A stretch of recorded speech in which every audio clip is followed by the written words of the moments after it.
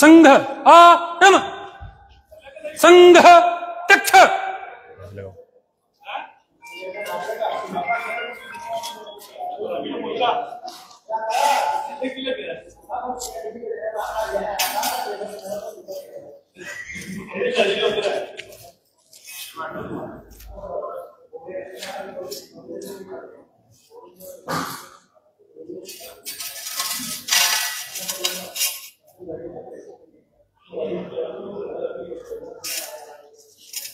पूरा खोल लो दो उसको।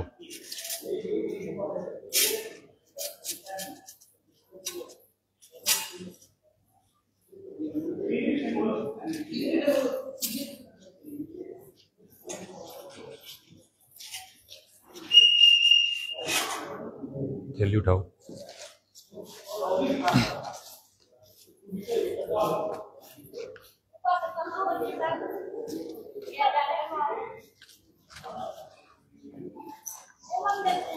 ध्वज प्रणाम। 1 2 3 ऊपर विश्व। सभी अपने स्थान पे बैठेंगे। विक्रम जी कहाँ है? विक्रम कहाँ है? विक्रम अंकल कम कम।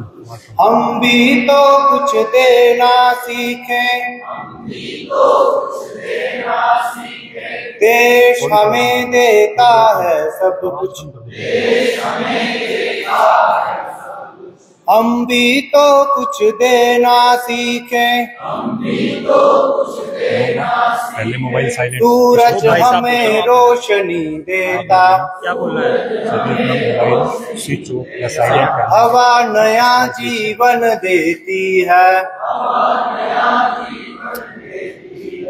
भूख मिटाने को हम सबकी, धरती पर होती खेती है, औरों का भी हित हो जिसमें, हम ऐसा कुछ करना सीखें, देश हमें देता है सब कुछ। हम भी तो कुछ देना सीखें,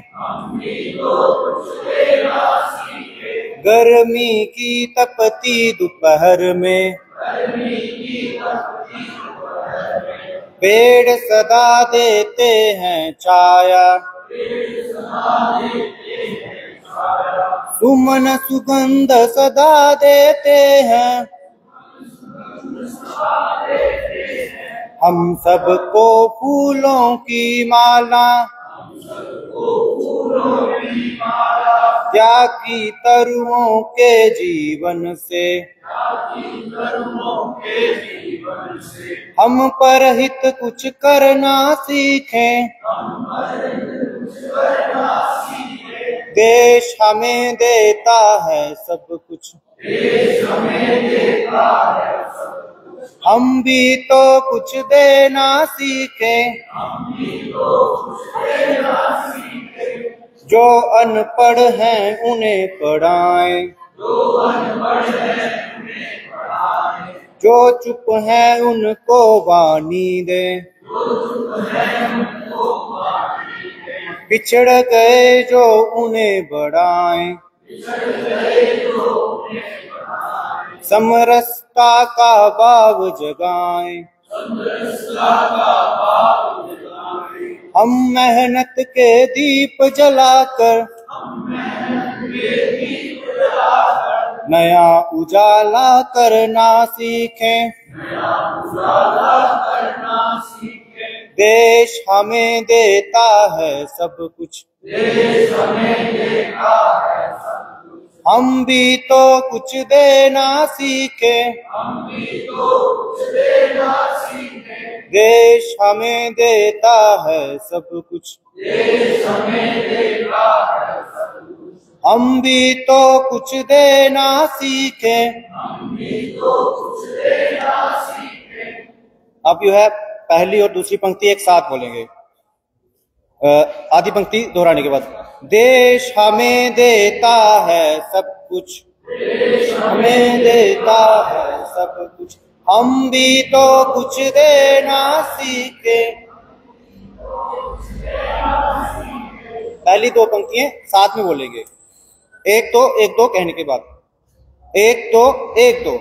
देश हमें देता है सब कुछ, हम भी तो कुछ देना सीखे।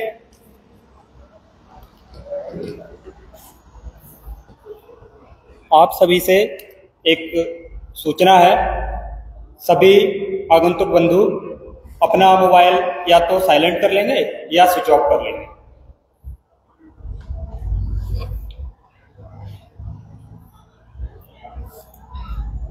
आज अपने विजयदशमी व शस्त्र पूजन कार्यक्रम के निमित्त अपने बीच में कुछ परिचय हैं जो इस प्रकार हैं। मेरे दाहिनी ओर पहली कुर्सी पर श्रीमान सुभाष जी, आप मूलतः रहने वाले गांव पाटी सुचानी खंड के हैं। आप पूर्व में हेडमास्टर के पद से रिटायर हुए हैं और अभी अपना जो शांबा जिला है उसके माननीय जिला संघ चालक के नाते हम सभी का मार्गदर्शन करते हैं। आज अपने इस कार्यक्रम के मुख्य अतिथि के रूप में मेरे दाहिनी और दूसरी कुर्सी पर प्रोफेसर संजीव जैन जी, आप इस विश्वविद्यालय के कुलगुरु के नाते हम सभी का मार्गदर्शन करते हैं और आज अपने इस कार्यक्रम के मुख्य अतिथि के रूप में रहेंगे। आज अपने इस कार्यक्रम के मुख्य वक्ता के रूप में मेरे दाहिनी और तीसरी कुर्सी पर श्रीमान मुकेश जी भाई साहब, आप मूलतः हरियाणा से रहने वाले हैं, आपका केंद्र जम्मू है और आप अपने इस जम्मू कश्मीर प्रांत के माननीय प्रांत प्रचारक के नाते हम सभी स्वयंसेवकों का मार्गदर्शन कर रहे हैं। अब सुभाषित, अमृत वचन और एकल गीत के पश्चात मुख्य अतिथि जी का मार्गदर्शन हमें प्राप्त होगा।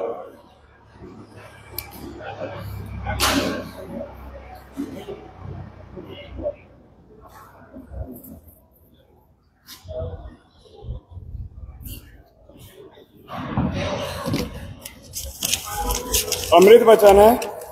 डॉक्टर श्रीमान हेडगेवार जी ने कहा था, अपना देश कितना भी शक्तिशाली, अपना धर्म कितना भी शक्तिशाली सांस्कृतिक क्यों ना हो, उसकी रक्षा के लिए जब तक हमारे पास महत्वपूर्ण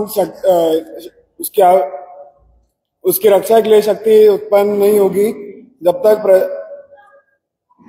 डॉक्टर हेडगेवार जी ने कहा था, अपना धर्म तथा संस्कृति कितना भी श्रेष्ठ क्यों ना हो, उसकी रक्षा के लिए जब तक हमारे पास आवश्यक शक्ति नहीं होगी, तब तक वो विश्व में आदर नहीं हो पाएंगे।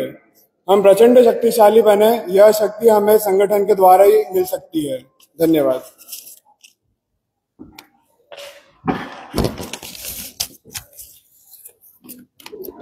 उठो जवानों, उठो जवानों, उठो जवानों, हम भारत के स्वाभिमान सरताज हैं। अभिमन्यु के रथ का पहिया चक्रव्यूह की मार है। उठो जवानों, उठो जवानों, उठो जवानों, हम भारत के स्वाभिमान सरताज हैं। अभिमन्यु के रथ का पहिया चक्रव्यूह की मार है, चक्रव्यूह की मार है। चमके कि जो दिन कर चमका, उठे कि जो तूफान उठे, चले चाल मस्ताने गज से, हंसे कि विपदा बाग उठे। हम भारत की, हम भारत की, हम भारत की तरुणाई है, माता के गलहार है। अभिमन्यु के रथ का पहिया चक्रव्यूह की मार है। उठो जवानों, उठो जवानों, उठो जवानों, हम भारत के स्वाभिमान सरताज हैं। अभिमन्यु के रथ का पहिया चक्रव्यूह की मार है। खेल कबड्डी कह कर पाले में न घुस पाए दुश्मन, प्रतिद्वंदी से ताल ठोक कर कह दो भाग जाओ दुश्मन। माझी जाके माझी जाके माझी जाके वीर शिवा हम राणा के सरदार हैं। अभिमन्यु के रथ का पहिया चक्रव्यूह की मार है, चक्रव्यूह की मार है। उठो जवानों उठो जवानों उठो जवानों, हम भारत के स्वाभिमान सरताज हैं। अभिमन्यु के रथ का पहिया चक्रव्यूह की मार है। गोरा बादल जयमल फत्ता भगत सिंह सुखदेव आजाद, केशव की हम दे साधना माधव बन होती आवाज।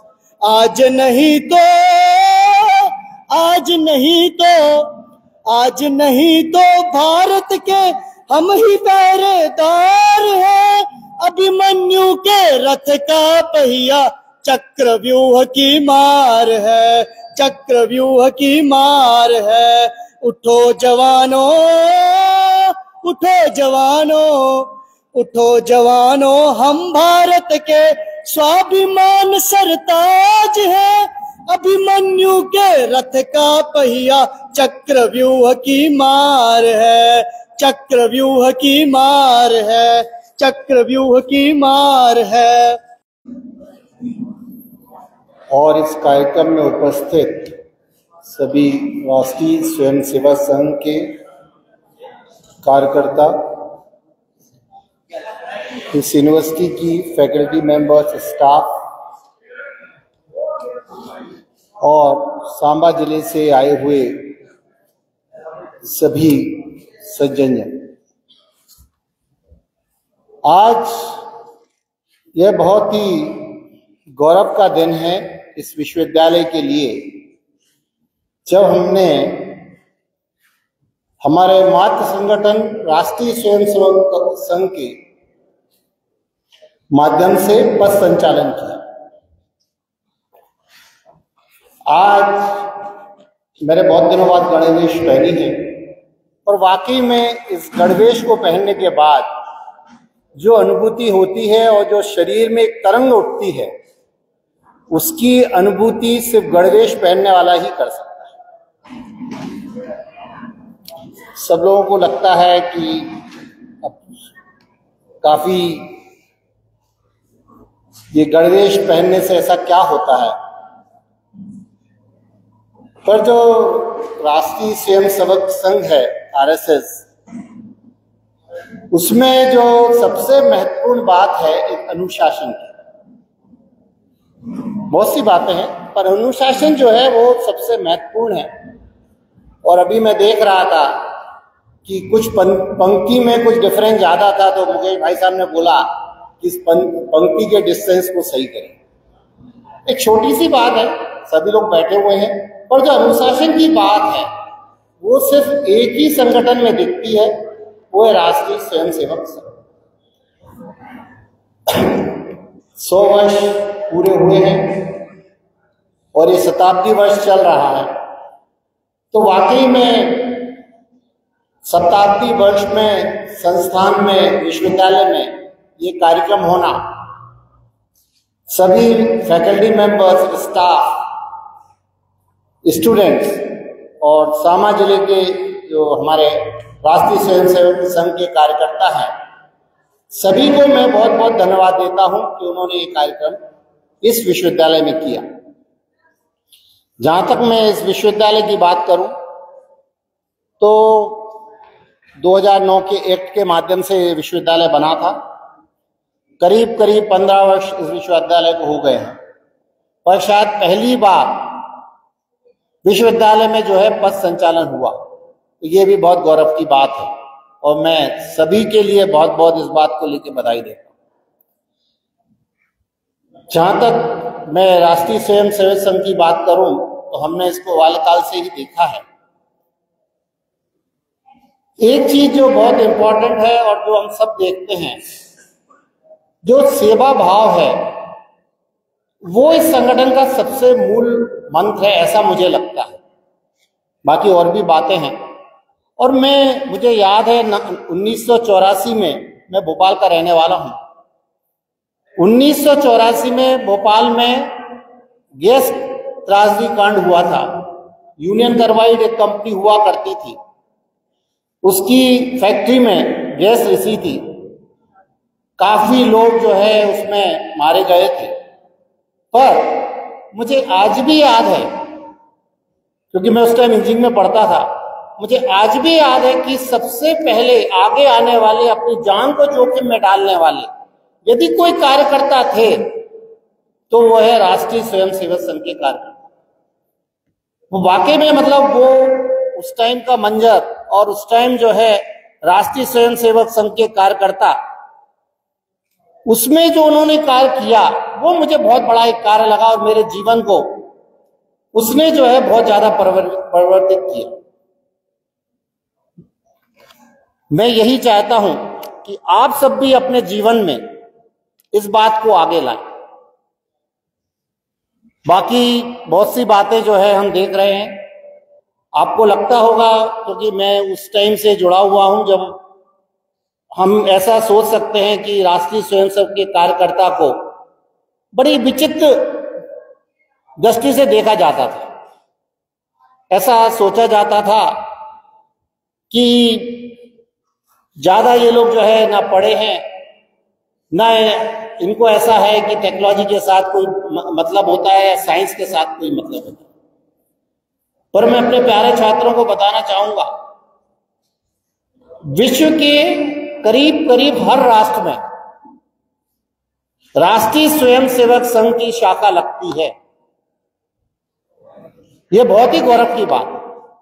1925 में 16 व्यक्तियों के द्वारा एक शुरू किया गया संगठन आज विश्व का सबसे बड़ा संगठन है। कई बार इस संगठन पे बैन लगा, कई बार लोगों को लगा कि ये संगठन जो है हमको राजनीति में नहीं रहने देगा। ये भी एक बहुत बड़ा सोच था, इसके माध्यम से ही जो है संगठन पे जो है बैन लगा। पर वो सब लगने के बाद भी विश्व में ऐसा कोई भी संगठन नहीं है कि इतने उस पर प्रहार किए गए, उसके बावजूद भी आज वो सबसे बड़ा संगठन है इस विश्व का। और आप सब लोग जो है उसके कार्यकर्ता हैं, तो आप समझ सकते हैं कि आप जो है कितना बड़ा कार्य कर रहे हैं। जीवन में टेक्नोलॉजी की बहुत आवश्यकता मैं भी समझता हूं, पर आपको एक बात जरूर ध्यान रखना है कि मुझको जो टेक्नोलॉजी मिली है उसका मैं कैसे उपयोग कर रहा हूं। क्योंकि जब तक हम टेक्नोलॉजी का सही उपयोग नहीं करेंगे और इस टेक्नोलॉजी के माध्यम से दूसरों की निजता पर हमला करेंगे, ये बहुत ही गलत बात है। मैं चाहता हूं कि, क्योंकि मैं जानता हूं कि आज के जो बच्चे हैं, आज के जो छात्र छात्राएं हैं, वो टेक्नोलॉजी का बहुत ज्यादा उपयोग करते हैं। उसको बिल्कुल सही है, बैन नहीं किया जा सकता, पर जो भी आप यूज कर रहे हैं कम से कम इतना करें कि वो दूसरों की निजता पर हमला ना हो। बाकी जो आप रिसर्च करते हैं, जो भी कर रहे हैं, वो इस मां भारती के लिए करें। एक मेरा आपसे अनुरोध है, जो भी आप टेक्नोलॉजी डेवलप करना चाहते हैं वो इस राष्ट्र के लिए करें।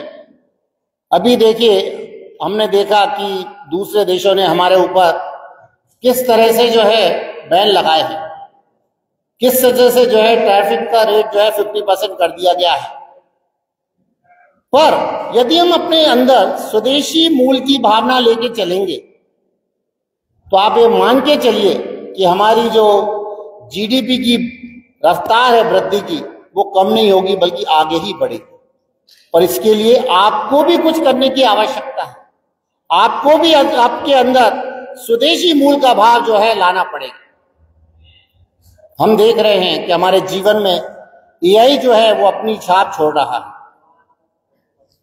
हर चीज जो है एआई के माध्यम से चल रही है।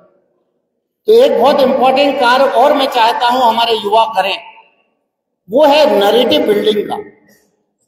हम ये देख रहे हैं जो कुछ लोग ऐसे हैं जो देश के प्रति सच्चा भाव नहीं रखते, वो एक देश के प्रति एक नेगेटिव नैरेटिव बिल्डिंग कर रहे हैं। आप ये जानते हैं एआई जो कुछ चल रहा है वो डेटाबेस के माध्यम से चल रहा है। डेटाबेस में जो कुछ चला है उसी को रिट्रीव किया जाता है एआई के माध्यम से। मैं चाहता हूं कि ज्यादा से ज्यादा लोग जो है नैरेटिव बिल्डिंग करें, देश के प्रति जो आपका भाव है उसको डेटाबेस के माध्यम से आगे लाएं, जिससे कि जब भी कुछ बात यदि देखा जाए नेट में डाल के किसी भी बात को, तो कम से कम एक पॉजिटिव नैरेटिव रहेगा, क्योंकि डेटाबेस में जब हमारा डेटा ज्यादा डाला होगा तो हम जो है हमारी नैरेटिव बिल्डिंग भी पॉजिटिव होगी और वो देश के लिए काम आ सकती। ये कुछ कार्य हैं, छोटे छोटे कार्य हैं जो आपको करना है। बाकी सब एक अखंड सत्य है कि हमको जो है एकजुट होकर रहना है। कोई भी विपदा आ जाए एकजुट होकर रहना है, और हमने करके भी दिखाया, ऐसा नहीं करके दिखाया। अभी ऑपरेशन सिंदूर में हमारे देश में जो कुछ हुआ, जो हमारे देश के नौजवानों ने किया, वो अपने आप में अतुलनीय है। इतना प्रिसाइज आक्रमण करना एक बहुत बड़ी बात है। ये सब जो है हमारे देश के जो बड़े बड़े संस्थान हैं, उनमें कार्य करने वाले जो हमारे वैज्ञानिक हैं, उनके द्वारा बनाई गई टेक्नोलॉजी का उपयोग करते हुए देश जो है आगे बढ़ रहा है। आपके अंदर आपको स्व का भाव लाना है। जब तक आप स्व का भाव नहीं लाएंगे तब तक इस देश के लिए आप कार्य नहीं कर सकते। सबसे पहले हमको जो है हमारे अंदर स्व का भाव लाना है। मैं चाहता हूं कि हमारे छात्र छात्राएं अपने अंदर भी स्व का भाव लाएं, जिससे कि हम इस देश के लिए कुछ कर सके, माँ भारती के लिए कुछ कर सके। रोज सुबह उठते हैं तो ये बात जरूर मन में लाइएगा, आज मैं जो करूंगा क्या वो माँ भारती के लिए काम में आएगा। कुछ भी करें, छोटा सा काम करें, मैं कोई बड़ा काम करने के लिए नहीं बोल रहा, पर कम से कम ये सोच तो अपने पास रखें। यदि आपके पास ये सोच होगी तो मुझे उम्मीद है आने वाले समय में आपके द्वारा किया गया कार्य इस माँ भारती के काम में आएगा। इन्हीं बातों को कहते हुए अपने वाणी को विराम देता हूं। जय भारत, जय हिंद, वंदे मातरम। तालियां नहीं बजाएंगे। अब मैं आज के इस कार्यक्रम के मुख्य वक्ता आदरणीय मुकेश जी भाई साहब को आग्रह करूंगा वो हम सभी को अपने आशीर्वचन प्रदान करें।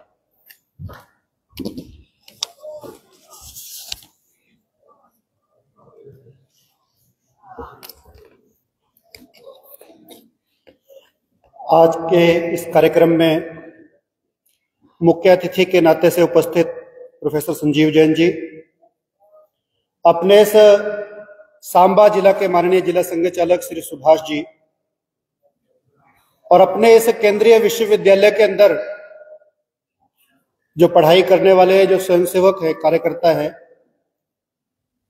इस संघ शताब्दी के इस 100वें वर्ष के इस ऐतिहासिक अवसर पर एक अलग ही इतिहास रचने वाले सभी स्वयंसेवक कार्यकर्ता बंधुओं, और इस विश्वविद्यालय में इन विद्यार्थियों का मार्गदर्शन करने वाले प्राध्यापक बंधु बहने, छात्र छात्राएं, आज हम सब राष्ट्रीय स्वयंसेवक संघ इसके बारे में कुछ विचार करने के लिए यहां पर उपस्थित है। राष्ट्रीय स्वयंसेवक संघ, जैसा प्रोफेसर संजीव जी ने भी कहा कि संघ एक अलग प्रकार का संगठन है, और संघ के बारे में कहा जाता है कि संघ को आप जितना समझने की कोशिश करते हैं, संघ उतना ही हमारे सामने अलग प्रकार से खुलता चला जाता है। नई नई प्रकार की अनफोल्डमेंट ये संघ की हमारे सामने खुलती चली जाती है। संघ के बारे में एक वाक्य मैंने कहीं लिखा पढ़ा, वहां लिखा था, RSS is difficult to understand, RSS is difficult to understand but easy to misunderstand. क्योंकि संघ का तंत्र ऐसा है, संघ का स्वरूप ऐसा है कि इसके बारे में भ्रम बहुत जल्दी निर्माण होते हैं। लेकिन संघ के बारे में एक और बात मैं कह सकता हूं, और हम इसको समझ सकते हैं मैंने एक जगह पर एक लाइब्रेरी के अंदर एक कोटेशन लिखी हुई पढ़ी। वो लिखी तो पढ़ने के विषय में थी, लेकिन वो संघ के बारे में भी सटीक बैठती। लिखा क्या था? उन्होंने लिखा था, more I read more I know, but then I realise how little I know. यानी मैं जितना पढ़ता हूं, पढ़ने के बाद मुझे एहसास होता है कि मैं तो बहुत थोड़ा जानता हूं। पढ़ता हूं तो जानता हूं, लेकिन जानता हूं तो फिर यह समझ में आता है कि अभी तो बहुत कम मुझे पता है। ऐसा ही संघ का है। हम जो संघ में आने वाले लोग भी हैं, जो वर्षों वर्षों से संघ में काम कर रहे हैं, आ रहे हैं, उन सब का भी यही अनुभव है। वो सब भी इस बात को समझते हैं कि हम जैसे जैसे संघ के नजदीक जाते हैं, वैसे वैसे संघ की अलग अलग प्रकार की अनफोल्डमेंट ये खुलती चली जाती है। ऐसा ही अपना संघ इस समय 100 वर्ष का हो चुका है। संघ को काम करते करते 100 वर्ष हो चुके हैं। लेकिन 1925 में जब संघ प्रारंभ हुआ, उस समय संघ के प्रारंभ करने वाले डॉक्टर केशव बलिराम हेडगेवार, विचित्र बात मैंने शुरू में कही, संघ विचित्र संगठन है। दुनिया में कोई भी संस्था, संगठन, एनजीओ शुरू होता है, उसकी विशेषता है कि वो संगठन पहले उसका नाम रखा जाता है, उसके पदाधिकारी तय होते हैं, उसके डूज एंड डोंट्स तय होते हैं। आज की तरह सोशल मीडिया पर उसका प्रचार प्रचार होता है। आज से 20-30 साल पहले उसके फ्लैक्स, होर्डिंग्स वगैरह लगते थे। ये सारी प्रक्रिया शुरू होती है। लेकिन जब संघ शुरू हुआ 1925 में, उस समय संघ का काम शुरू हुआ, संघ नहीं शुरू हुआ। काम पहले शुरू हुआ, नाम बाद में रखा गया। लगभग 6 महीने के बाद नए वर्ष के वर्ष प्रतिपदा के अवसर पर संघ के नाम की चर्चा चली और कुछ समय के बाद फिर नाम रखा गया। ऐसा ये राष्ट्रीय स्वयंसेवक संघ, अपना संगठन 100 वर्ष पहले प्रारंभ हुआ।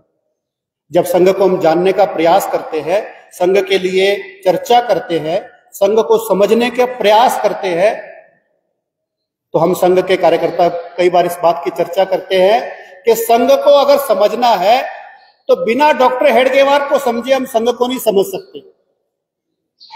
क्योंकि जो इस पौधे का जन्मकार है, इस पौधे को लगाने वाला है, उस व्यक्ति को जब तक हम आत्मसात नहीं करेंगे, उसके मनोभाव के, उसकी मनोभूमि के ऊपर खड़े होकर जब तक विचार नहीं करेंगे, तब तक संघ समझ में आने वाला नहीं। और कैसे थे वो डॉक्टर हेडगेवार? हम उनको बोलते हैं कि वो बचपन से ही, यानी जन्मजात देशभक्त थे। उनकी देशभक्ति की भावना रिएक्शनरी नहीं थी। और कैसे देशभक्त थे वो? अभी 6ठी-7वीं कक्षा के अंदर पढ़ते थे। उनके एक ट्यूटर थे, एक टीचर थे, उनका नाम सब विद्यार्थी प्यार से उनको वजह गुरुजी बोलते थे। ये जो वजह गुरुजी थे, सब विद्यार्थियों को बहुत प्रेम करते थे, प्यार करते थे। और जो थोड़े होनहार विद्यार्थी होते थे, आजकल के जमाने में पिछले 10-20 साल पहले तक जो थोड़ा कमजोर विद्यार्थी होता था, उसको ट्यूशन पढ़ने की आवश्यकता पड़ती थी। आज भी जो थोड़ा अपने आप को इंटेलिजेंट मानता है, वो सब भी ट्यूशन पढ़ते हैं, या फैशन के रूप में भी शायद ट्यूशन पढ़ते हैं। लेकिन वो जो वजह गुरुजी थे, उन्होंने ये जो अच्छी पढ़ाई करने वाले विद्यार्थी थे, इन सब को, जिनके अंदर उनको थोड़ा पोटेंशियल नजर आता था, उन सब विद्यार्थियों को बुलाया और बुलाकर कहा कि देखो, तुम अच्छे पढ़ने वाले हो, तुम मेरे घर आया करो, तुम्हें कोई अगर दिक्कत आती है तो उसका समाधान वहां बैठकर किया करो, और मैं भी तुम्हारे सहयोग करूंगा। ये घर आना शुरू हो गए। वो जिस मोहल्ले में रहते थे नागपुर के अंदर, वो नागपुर का मोहल्ला, एक बड़ा प्रसिद्ध किला वहां पर है। उस किले का नाम है सीताबर्डी किला। उस सीताबर्डी किले के नीचे जो मोहल्ला था, उस मोहल्ले में वो रहते थे गुरुजी। ये शाम को रोज पढ़ने के लिए जाते थे। 4-5 दोस्त इकट्ठे पढ़ने के लिए जाते थे। वहां बैठकर पढ़ते थे तो अचानक से इन सब का ध्यान डाइवर्ट हुआ खिड़की के अंदर से। जो किला था, किले के ऊपर यूनियन जैक लहरा रहा था। यूनियन जैक अंग्रेजों का झंडा था, अंग्रेज हमारे देश के ऊपर राज करता था। गुरुजी से पूछते हैं वो 6ठी 7वीं में पढ़ने वाले विद्यार्थी, गुरुजी ये झंडा किसका है? क्योंकि बचपन से ही वो शिवाजी की कहानियां सुनकर बड़े हुए थे। शिवाजी का झंडा भगवा झंडा है, ये उनके मन में भाव बैठा हुआ था। लेकिन ये सीताबर्डी के किले के ऊपर किसका ध्वज है? गुरुजी ने बताया कि ये अंग्रेजियों का यूनियन जैक है। अच्छा, अंग्रेजों का क्यों झंडा लगा है? अंग्रेजों का इसलिए लगा है क्योंकि अंग्रेज हमारे ऊपर राज करता है, शासन करता है। अच्छा, हम आजाद कब होंगे? यानी जब ये झंडा यहां से उतर जाएगा तब हम आजाद हो जाएंगे? कि हाँ, बिल्कुल आजाद हो जाएंगे। वो छोटे छोटे बाल विद्यार्थी, छोटे छोटे बालक, मन में उनके एक गांठ बैठ गई कि जब ये झंडा उतरेगा तभी हमारा देश आजाद होगा। एक दिन वो जो गुरुजी थे उन्होंने कहा कि अभी 2-3 दिन तुम आना मत, मुझे किसी शादी के अंदर जाना है दूसरे गांव के अंदर, तुम मत आना, अपने घर पढ़ाई करना। एकदम से इनके दिमाग में बिजली कौंधी, इनको लगा ये मौका है। इन्होंने कहा गुरुजी बात ऐसी है, घर में पढ़ने का माहौल नहीं बनता, बच्चे बहाने बड़े मारते हैं ना, घर में पढ़ने का माहौल नहीं बनता, इसलिए हम आएंगे जरूर और यहां बैठकर पढ़ाई करेंगे। उन्होंने कहा ठीक है, घर तो खाली रहता है, आप आइए, कुंडा बंद करके वापस जाइए। 4 दिन के लिए गुरुजी गए। 4 दिन के बाद जब गुरुजी वापस आते हैं, घर के दरवाजे के अंदर जैसे ही प्रवेश करते हैं तो साइड में मिट्टी का एक बहुत बड़ा ढेर उनको दिखता है। उनको लगा ऐसा कौन सा चूहा आ गया जिस चूहे ने इतनी मिट्टी निकाल दी। थोड़ा और अंदर जाते हैं, कमरे के अंदर, लास्ट कमरे के अंदर जब वो पहुंचते हैं तो कमरे के अंदर देखते हैं कि मिट्टी की तो लाइन वहां से आ रही है। तो कैसे आ रही है? अंदर जब घुसते हैं तो देखते हैं एक बहुत बड़ा खड्डा खुदा हुआ है, लगभग 7-8 फीट। जो दीवार थी उस दीवार के नीचे से भी एक सुरंग बनी हुई है और वो सुरंग पीछे की ओर जा रही है। और वो जो 4-5 विद्यार्थी है वहां खुदाई करने के लिए लगे हुए।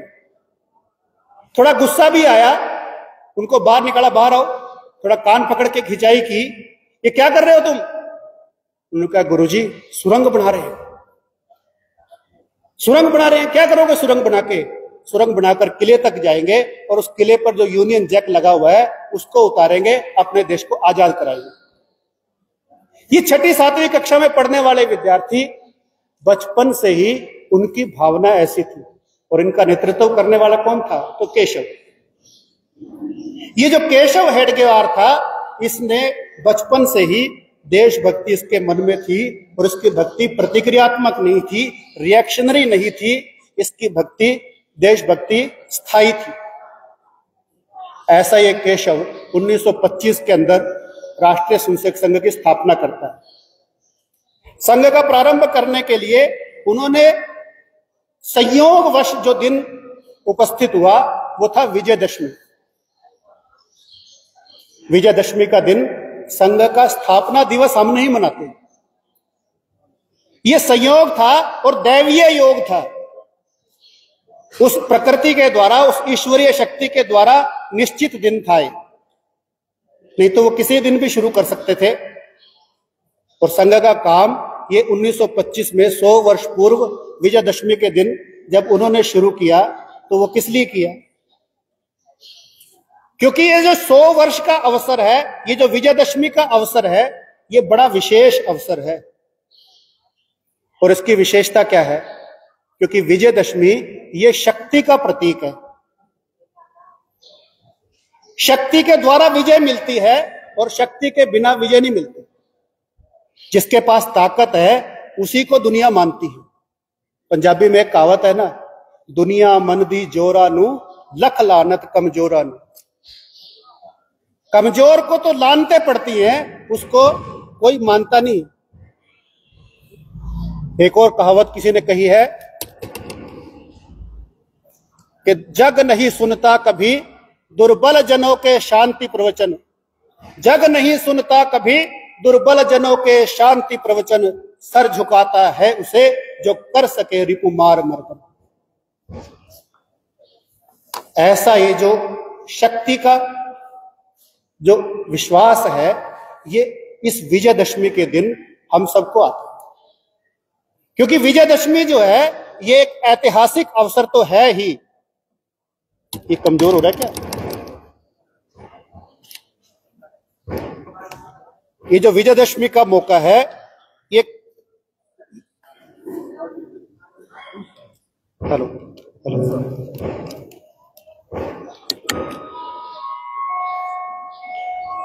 तो विजयदशमी का ये जो अवसर है ये बड़ा महत्वपूर्ण है। और जब हम संघ के बारे में विचार करते हैं इस विजयदशमी के मौके पर, तो संघ का काम जो प्रारंभ हुआ, ये संघ का काम कोई नया डॉक्टर हेडगेवार ने प्रारंभ किया, ऐसा नहीं।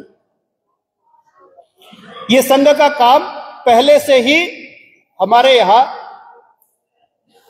हमारे महापुरुषों ने समय समय पर एक्सपेरिमेंट करके और समय समय पर इसके लिए प्रयोग करके इसको सिद्ध किया है। अलग अलग प्रकार के प्रयोग हमारे देश के महापुरुषों ने किए। हमारे देश के महापुरुषों ने अलग अलग प्रकार से इस प्रकार के काम को शुरू करने की कोशिश की, और उस युग की जिस प्रकार की आवश्यकता थी, जरूरत थी, उस प्रकार के काम को उन्होंने शुरू करके समाज को संगठित करके उस समय की जो एक आतताई शक्ति रहती थी, जो समाज तोड़क एक शक्ति रहती थी, उस शक्ति का मुकाबला किया। हम कहां से प्रारंभ करके कहा जाए, तो जब हम विचार करते हैं तो एक लंबी श्रृंखला हमारे सामने आती, लंबी श्रृंखला हमारे सामने आती। भगवान राम ने, उन्हीं के द्वारा दशहरा इसको नाम मिला, उन्हीं के कालखंड के अंदर। लेकिन भगवान राम ने क्या काम किया? वो तो एक राजा थे, एक राजा के राजकुमार थे, राज्य के राजा थे, और राजा होने के कारण से वो जब रावण से लड़ना था तो अयोध्या से सेना बुला सकते थे, अधिकार था उनका। वो खुद राज्य में नहीं जा सकते थे, लेकिन सेना तो बुला सकते थे। लेकिन इस समाज के मनोबल को बनाए रखने के लिए, जो समाज उस रावण के अत्याचारों से पीड़ित है, उन्हीं के द्वारा उस रावण को परास्त कराने के भाव से, और उन्होंने उस समय की जो शक्ति थी, उस समय के जो आम जन थे जिनको वनवासी कहा गया था, और आजकल की बोलचाल की भाषा में कहा जाए तो वानर कहा गया था, ऐसे उस समय के जंगल में रहने वाले उस वनवासी समाज को इकट्ठा करके और एक राम सेना बनाई, और उस राम सेना के माध्यम से उन्होंने उस समय समाज को संगठित किया। द्वापर में भगवान कृष्ण ने भी यही किया। जो सामान्य से दिखने वाले गवाले थे, उन गवालों को इकट्ठा करके और कंस की जैसी उस समय की जो आतताई ताकत थी, उसका मुकाबला किया। और केवल इतना ही नहीं, बाद में जब महाभारत हुआ तो महाभारत में भी उस समय अवेलेबल था बेस्ट, जो धर्म के साथ खड़े हुए दिखने वाले लोग थे, वो चाहे थोड़े कमजोर भी थे, वो चाहे संख्या में कम भी थे, वो चाहे थोड़ा कुछ गलतियां करने वाले भी थे, लेकिन अवेलेबल था बेस्ट। उनको साथ लेकर, उन पांडवों को साथ लेकर और उनका नेतृत्व करते हुए इन्होंने, और उस समय की जो सबसे बड़ी ताकत, जो दुर्जन शक्ति थी, दुर्योधन के रूप में, कौरवों के रूप में, उसका मुकाबला किया। ऐसा ही काम इस कलयुग के अंदर और छत्रपति शिवाजी ने किया। छत्रपति शिवाजी ने भी उस समय मावलों की फौज तैयार की और मुगलों से मुकाबला किया। सामान्य मावले जो खेती करते थे, जो हल चलाते थे, वो कोई निश्चित और स्थायी फौज नहीं थी, परमानेंट आर्मी नहीं थी छत्रपति शिवाजी की। आम खेती बाड़ी करने वाले किसान थे। हम में से बहुत सारे लोगों ने तानाजी फिल्म देखी होगी।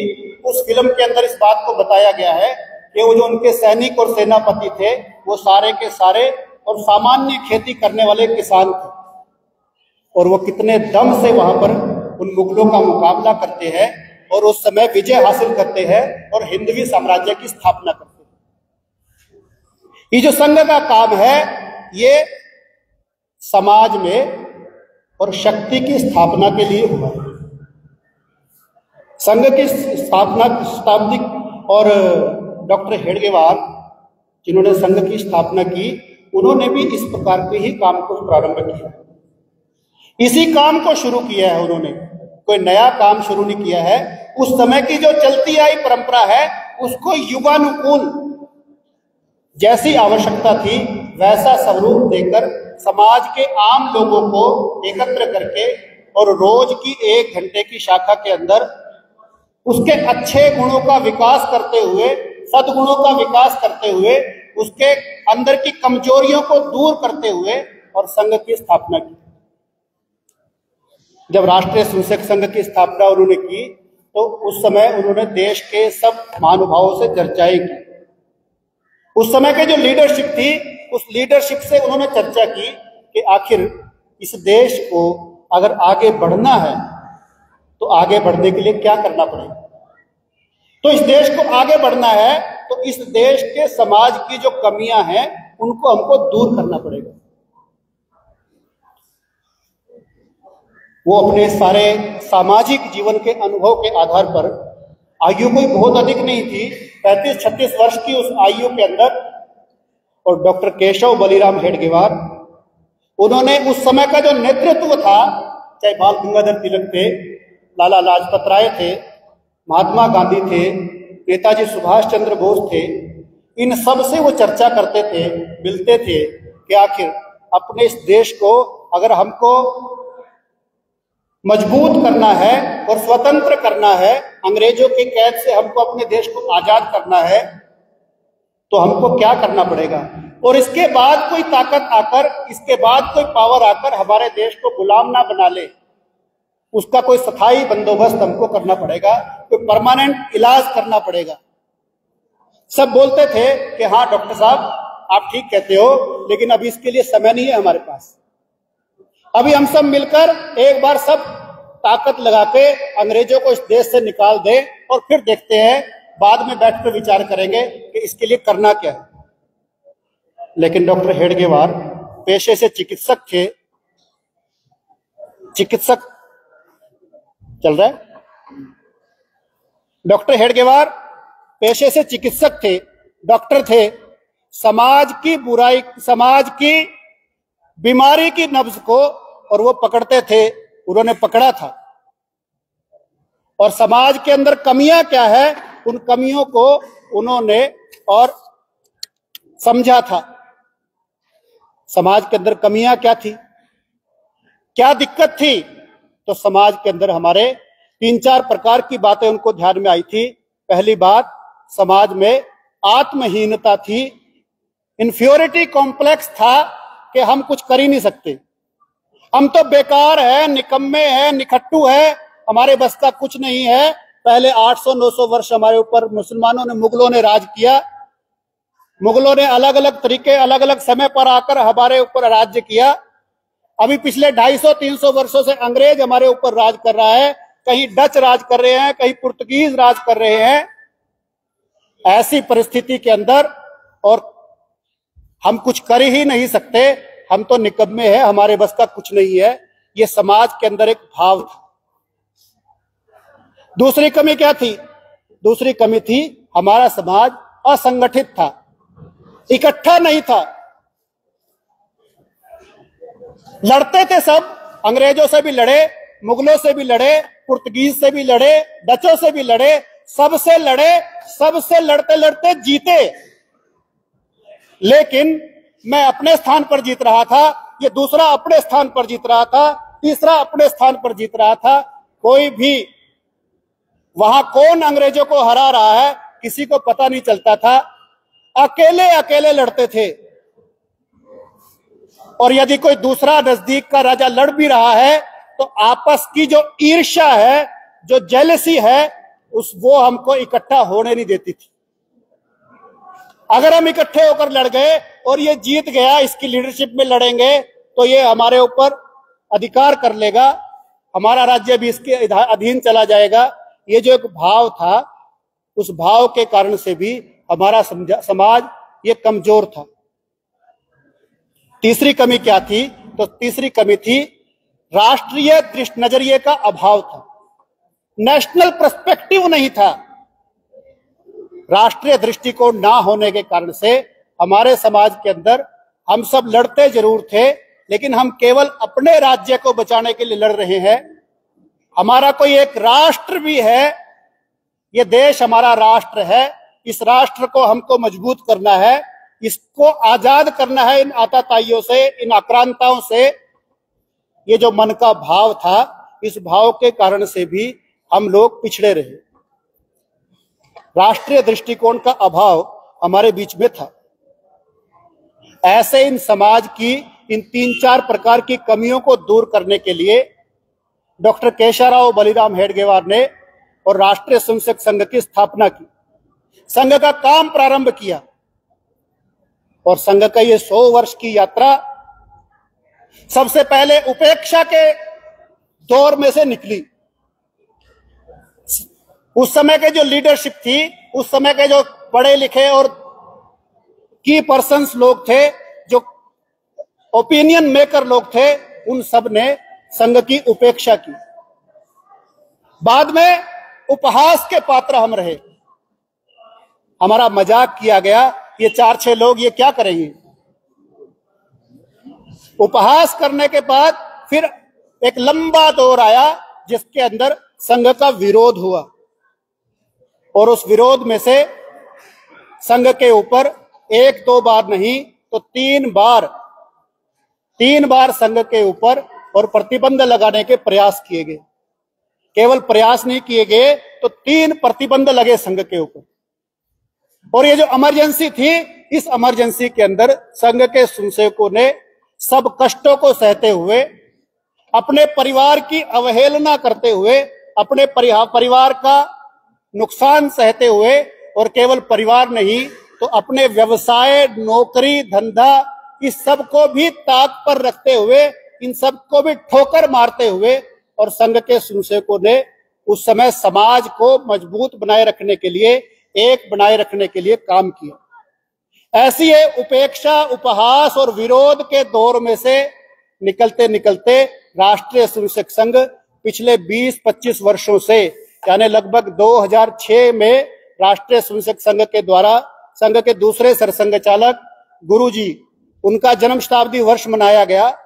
अच्छे बड़े बड़े कार्यक्रम हुए, नीचे तक पेनिट्रेशन संघ के काम की हुई। उसके बाद से संघ की स्वीकार्यता का ये एक एक्सेप्टेबिलिटी का एक चौथा दौर, ये संघ का प्रारंभ हुआ। आज 25 वर्ष बाद, उस एक्सेप्टेबिलिटी के दौर के 25 वर्ष के बाद, हम संघ के लोग 100 वर्ष के इस कालखंड में प्रवेश कर चुके हैं। इस 100 वर्ष की यात्रा के अंदर हम कर चुके हैं। इस 100 वर्ष की यात्रा में जहां हमने समाज का सहयोग, प्यार, स्नेह प्राप्त किया, वहीं पर जैसे मैंने कहा, विरोध के जो दौर थे, उस दौर को एकदम से समाप्त नहीं हुआ। अभी भी बहुत सारे लोग, अभी भी बहुत सारी ताकतें जो संघ के विरोध के कारण से, संघ का विरोध करने के लिए बार बार संघ के नाम को रटते रहते हैं। संघ के नाम को, जैसे राम का नाम जपते हैं ना, सुबह से लेकर शाम तक, ऐसे राम का नाम जपते रहते हैं। अभी गाड़ी में आते आते मैं एक दोहा सुन रहा था। ऐसे विरोधियों के लिए, ऐसे संघ के ऊपर विशेष स्नेह रखने वाले लोगों के लिए ये दोहा बड़ा स्पष्ट बैठता है।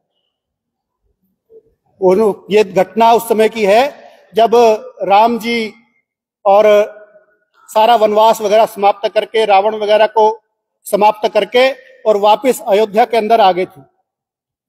तो वहां पर सब लोग बैठे थे दरबार के अंदर।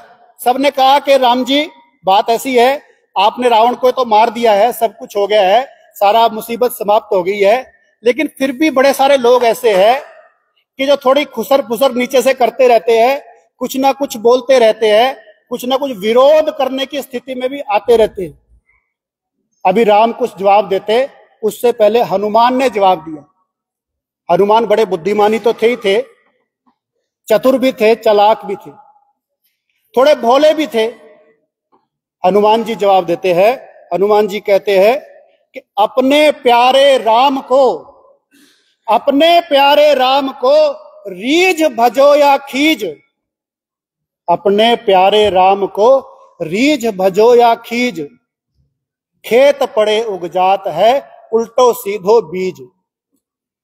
उन्होंने कहा कि राम को तो चाहे जैसे मर्जी याद करो, आखिर याद तो बच्चों कर ही लेते हो आप।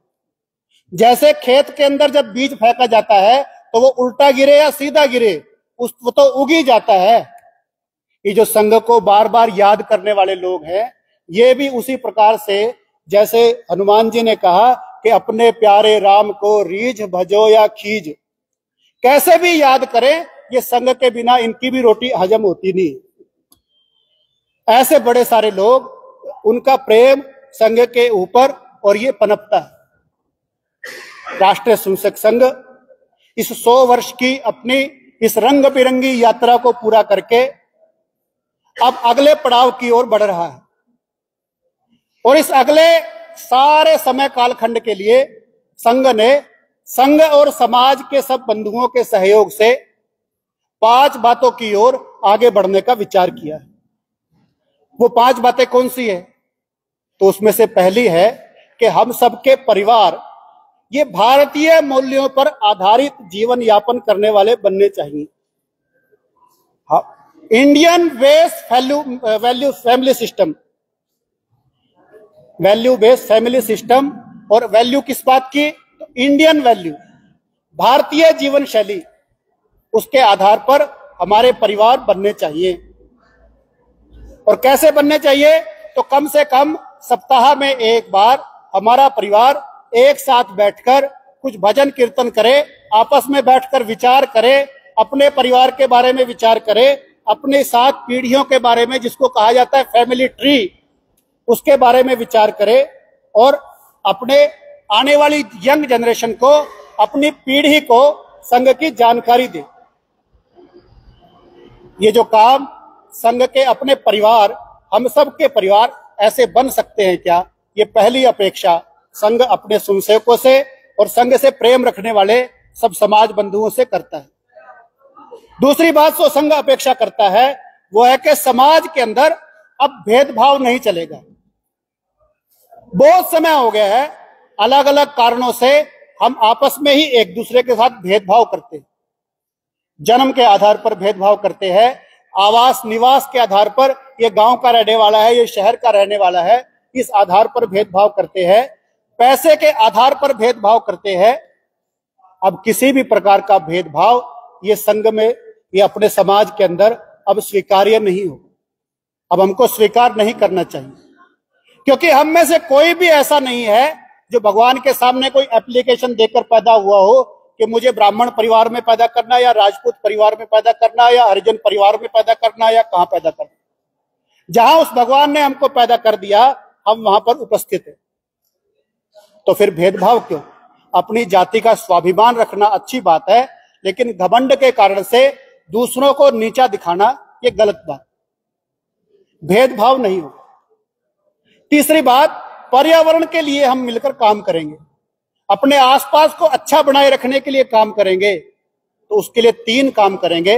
पानी बचाएंगे, प्लास्टिक का उपयोग नहीं करेंगे और पौधारोपण करेंगे। इन 3 बातों को करके बहुत बड़े बड़े काम करने की आवश्यकता नहीं, इन छोटी छोटी 3 चीजों को भी कर देंगे तो मुझे लगता है कि हम अपने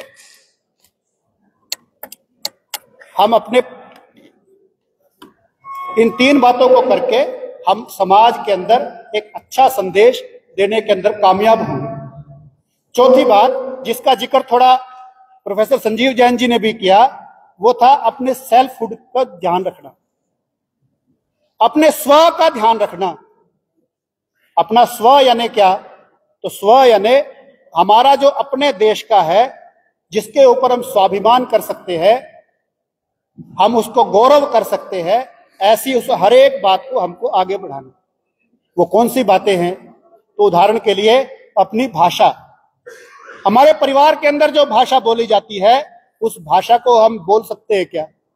आज बहुत सारा देखने में आता है कि हम अपनी भाषा को भूल रहे हैं। खासकर आने वाली पीढ़ी, नेक्स्ट जनरेशन, वो कंफ्यूज है, वो कौन सी भाषा बोले। हिंदी बोले, अंग्रेजी बोले, डोगरी बोले, कौन सी भाषा बोले? जो मेरी भाषा है, मेरे परिवार की भाषा है, ऐसी उन परिवार की भाषाओं से हम कटते जा रहे हैं। फिर भूषा, यानी पहनावा, हमारा पहनावा रोजमर्रा की जिंदगी में कुछ हमको पहनना पड़ता है, एक कैजुअल ड्रेस हमको पहननी पड़ती है, लेकिन अपने पारिवारिक उत्सवों पर, अपने सांस्कृतिक उत्सवों पर हम अपना सांस्कृतिक पहनावा पहन सकते हैं क्या? कम से कम वहां से प्रारंभ कर सकते हैं क्या? और एक आखिरी बात इसमें से जो लगती है मुझे स्व के कारण से, वो क्या है कि हम सिग्नेचर वाली लाइन से चलते चलते हस्ताक्षर तक पहुंच सकते हैं क्या? आज जिसको भी पूछिए, खासकर जम्मू कश्मीर में तो मुझे बहुत सारे ऐसे लोग मिलते हैं जो सिग्नेचर वाले, हस्ताक्षर वाले लोग बहुत कम मिलते हैं। तो हम सिग्नेचर से हस्ताक्षर की ओर बढ़ सकते हैं क्या? ऐसे स्व के मुद्दे पर हम काम कर सकते हैं। और चौथी और पांचवी बात जिसको हमको करना है वो है नागरिक कर्तव्य, सिविक सेंस। एक सिटीजन के नाते से, एक नागरिक के नाते से हम किन बातों का गौर कर सकते हैं? कानून का पालन, नियमों का पालन, ये हमारे स्वभाव का अंग बन सकता है क्या? आज आप बाजार चले जाइए, जम्मू के किसी भी बाजार के अंदर चले जाइए, आज से 20 साल पहले जिन बाजारों से बस निकलती थी, आज उस बाजार से आप पैदल निकल जाएं तो गनीमत है। चाहे वो बाजार में दुकान का मालिक हो और चाहे बाजार में खरीदारी करने गया नागरिक हो, कोई भी हो, उसने उस सड़क को अपने घर की प्रॉपर्टी मानकर भी व्यवहार करते हैं। वो दुकान का मालिक आधी सड़क तक अपने आप को घेरने के लिए अथोराइज मानता है, क्योंकि आधी उसकी इसलिए है क्योंकि आधी पारवड़ी की है। और मैं अगर मोटरसाइकिल या कार लेकर जाता हूं तो मेरा पूरा हक है, मैं कहीं भी खड़ी करके और दुकान में घुसकर सामान खरीद सकता हूं। पीछे से जो आएगा देखी जाएगी, उसकी मजबूरी है। लेकिन एक नागरिक के नाते से दूसरे के हितों का ध्यान रख के हम अपने व्यवहार कर सकते हैं क्या? बाजार से सामान खरीदा, मैंने बिस्किट खरीदा, बिस्किट खाया और रैपर कहीं भी फेंक दिया, ये सामान्य स्वभाव। हम प्रशंसा करते हैं, अमेरिका की, इंग्लैंड की यात्रा करके आते हैं, भाई साहब वहां बहुत सफाई है, वहां के लोग बहुत अच्छे हैं, एक भी तिनका बाहर नहीं मिलता, कचरा बाहर नहीं पड़ा मिलता, सब डस्टबिन में होता है। अगर फेंकोगे, कहीं थूकोगे भी तो आपके ऊपर जुर्माना लगता है। लेकिन हमारे यहाँ अगर पुलिस वाले ऑनलाइन चालान भी काट दे तो 15 जगह से फोन आते हैं कि ऑनलाइन वाला चालान भी कैसे समाप्त हो सकता है। यानी नागरिक के नाते से मेरे कर्तव्य क्या है, उन कर्तव्य की ओर आगे बढ़ते हुए, यहाँ पर नौजवान बैठे हैं बड़े सारे, मोटरसाइकिल चलाते हैं लेकिन हेलमेट कहाँ पहनते हैं? तो बहुत सारा देखने में आता है बाजू में पहनते हैं। बहुत सारे हमारे यहाँ प्राध्यापक कार्यकर्ता बैठे हैं, प्राध्यापक लोग बैठे हैं, गाड़ी चलाते हैं तो बेल्ट लगाते हैं। मैंने एक को पूछा, एक गाड़ी में कार्यकर्ता के साथ बैठा, मैंने बेल्ट लगाई, मैंने तो लगा ली, उन्होंने नहीं लगाई। आजकल की गाड़ियां थोड़ी पढ़ी लिखी हैं, वो T T T T T T करती रही। तो मैंने उनको प्यार से कहा कि भाई साहब इससे ज्यादा नहीं बताना है इसमें। नहीं भाई साहब 2 मिनट में बंद हो जाएगी ये तो। मैंने कहा ये तो बंद हो जाएगी, लेकिन कहीं ऑनलाइन चालान आ गया तो फिर कौन भुगतेगा? नागरिक नियमों का पालन करना ये हम सबका नैतिक कर्तव्य है। उस कर्तव्य का पालन हम सबको मिलकर करना है। और कैसे करना है? तो 4 तरीके से इसको लागू करना है। पहले खुद से हम इंडिविजुअली इसका प्रयोग करेंगे। दूसरा, मेरा परिवार इसके लिए काम करेगा। तीसरा, जहां मैं काम करता हूं, जहां मेरा परिवार के बाद का तीसरा सर्कल है, वहां पर इसका एग्जीक्यूशन करेंगे। और चौथा, फिर समाज के लिए इसके लिए बात करेंगे।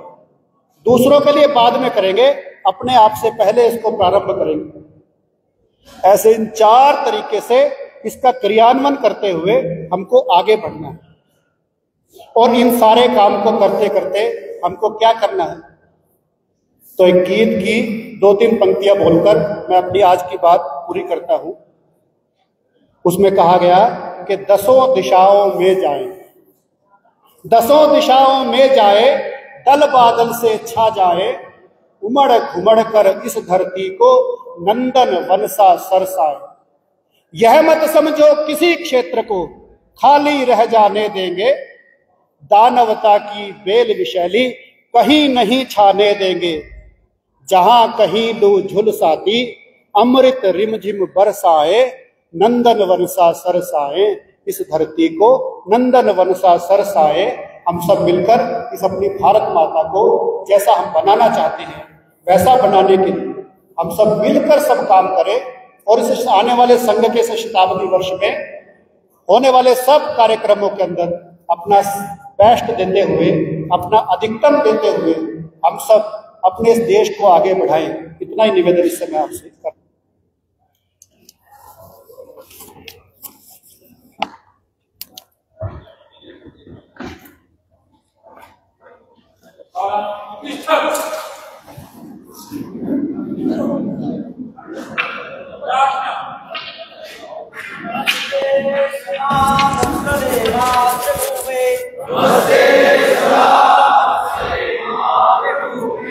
त्वया हिंदु भूमे सुखम वर्धितोऽहम्, महामंगले पुण्य भूमे त्वदर्थे, पतत्वेश कायो नमस्ते नमस्ते, प्रभो शक्तिमन हिंदू राष्ट्रांग भूता, इमे सादरं त्वा नमामो वयम्, त्वदीयाय कार्याय बद्धा कटीयम्, शुभामाशिषं देहि तत्पूर्तये, अजय्या च विश्वस्य देहि सशक्तिम्, सुशीलं जगते नम्रं भवेत्, श्रुतं चैव यत्कण्टकाकीर्ण मार्गम्, स्वयं स्वीकृतं नः सुगम कारयेत्, समुत्कर्ष निःश्रेयसस्य कमुग्रम्, परम साधनं नाम वीरव्रतम्, तदन्तः स्फुर्त्वच्छयाधेय निष्ठा, हृदन्तः प्रजागर्तु तीव्रनिशम्, विजेत्री च न संहताकार्य शक्तिर,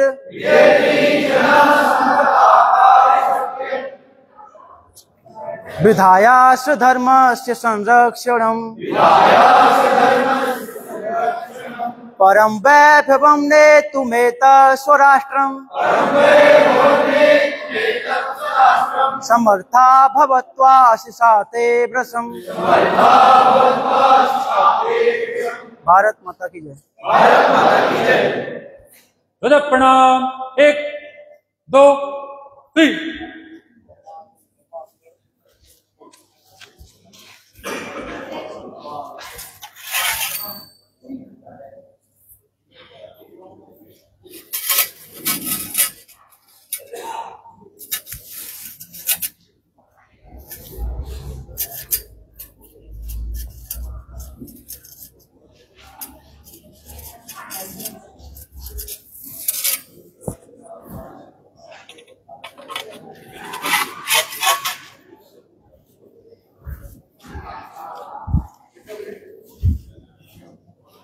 संघ वीर वामवृत